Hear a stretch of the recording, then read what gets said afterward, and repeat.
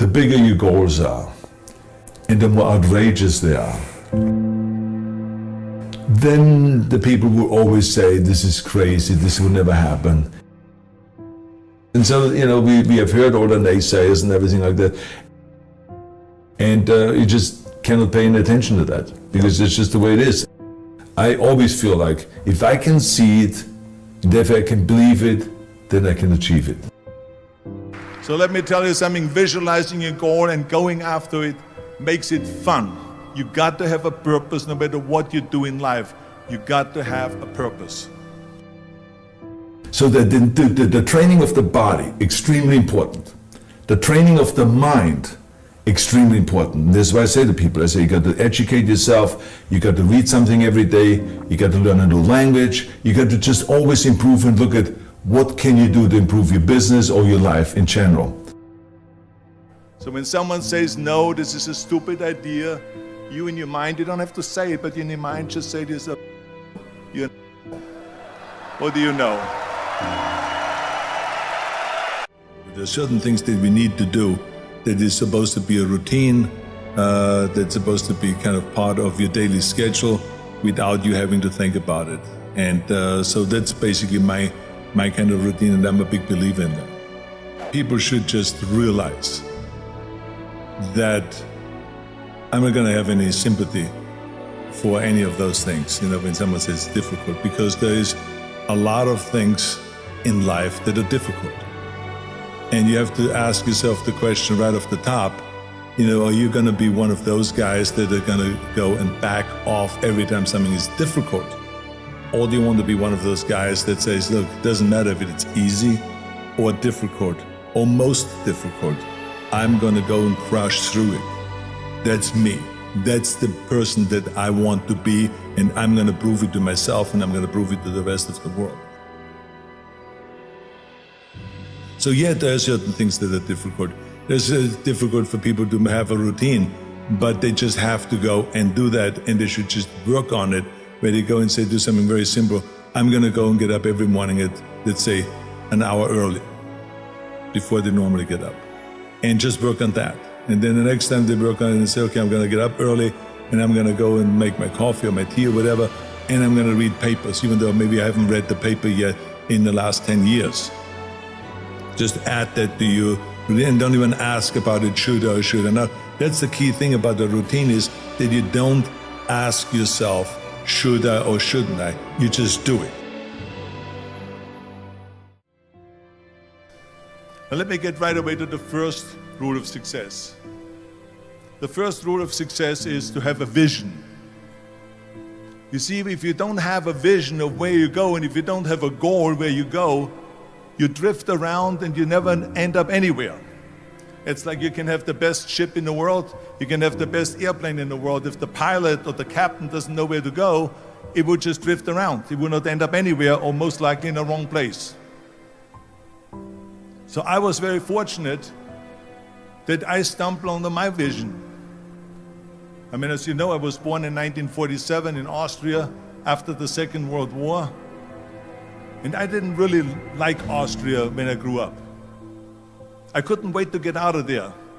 I couldn't see myself becoming a farmer or a worker in a factory or anything like that. Even though my parents wanted me to stay there and have a normal life.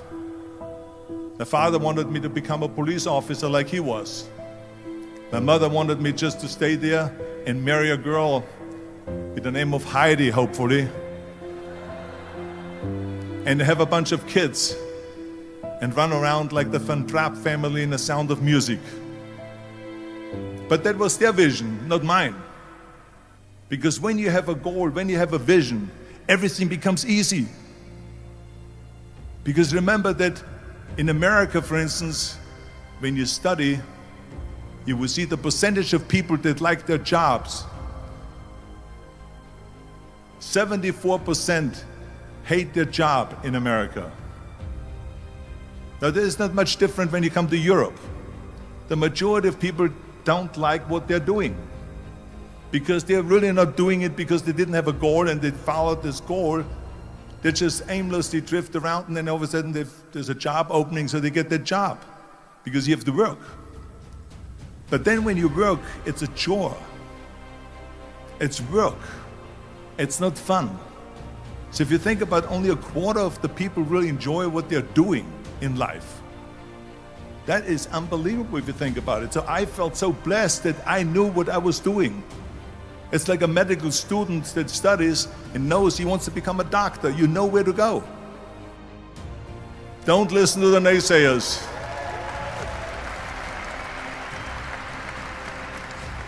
Everything I ever did, the thing that I heard out of people's mouth was, that's impossible. That can't be done. Or no. I remember when I wanted to be a bodybuilding champion, including my parents and everyone else around me, said this is impossible. Why don't you become a ski champion? That's what they do in Austria. Or a bicycle champion, they'll do some track and field. You can't be a bodybuilding champion. That is exactly what I heard, and of course I proved to the people that it can't be done. So whenever someone said to me, it can't be done, I heard it can be done. When they said no, I heard yes. And when they said it's impossible, I heard it is possible. Because I am a strong believer. I'm a strong believer of what Nelson Mandela said, that everything is always impossible until someone does it. Well, I'm going to be the one, I said to myself, I'm going to do it and I'm going to show it to them. Maybe it has never been done before. That's perfectly fine with me. But I'm going to do it. Work your ass off. There is no magic out there. And it drives me crazy when people say that they don't have enough time to go to the gym for 45 minutes a day and work out. Or to do something for 45 minutes to an hour a day to improve. If it is physically improve or if it is mentally to improve. Imagine you read 1 hour a day about history. How much you will learn after 365 hours in 1 year. Think about if you study about the history of musicians, of composers, how much you would know. Imagine if you would work on a business, on some business that you want to develop every day for an hour. Imagine how further along you will go and get. So it drives me nuts because we have, when people say we don't have the time, we have 24 hours a day. We sleep 6 hours a day, so that gives you still 18 hours. Now there's someone shaking their head out here in front. They say probably, I don't sleep 6 hours, I sleep 8 hours, right? Or just sleep faster. So we have 18 hours a day. The average person works around 8 to 10 hours. So let's assume it's 10 hours, so we have 8 hours left. Then you travel around an hour a day, maybe 2 hours a day. So now you have still 6 hours left. So what do you do with these 6 hours? What do you do with these 6 hours? Then we eat a little bit, then we schmooze a little bit,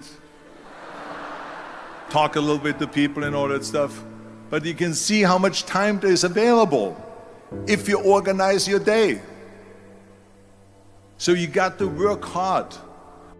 The bottom line is, and why I like to do those seminars or those lectures or those motivational speeches or whatever you may call it, is because you can pump up people and you can really give them this extra push that they need. Give them encouragement, give them get them into a positive thinking mode and all of those things. Because I know that I'm a product of exactly that. Mm-hmm. I remember that when I was 15 years old and picking up this magazine and reading about Reg Park, I was so pumped up. I went home and all of the things that I hated at home and all of the things that I hated in school all of a sudden disappeared. Because now I had a purpose. Now I knew where I was going. I read it in the magazine, I said, this is what Reg Park did. Oh yeah, he came from a poor place, Leeds. It was a factory town, it was dirty and polluted and everything like this. And that's where he grew up. That's kind of the way I grew up here. And, you know, I followed his footsteps and it worked. And so this is why it is so, when he just through a magazine has this kind of a power over me. Yep. Imagine now if we go there and tell people, live, you can do it. You can do it. You can be the greatest. Do it. Go for it. Get to the chopper. You know, whatever. I mean, it's like you pump people up, and so this is why I like doing it, because I feel like I'm a product of a lot of encouragement from so many people. So I want to do the same, because remember, in the end, I always say we're not judged by how much we make, but we're judged by how much we give back. Nice. How much do we give? So that's where I want to give something back.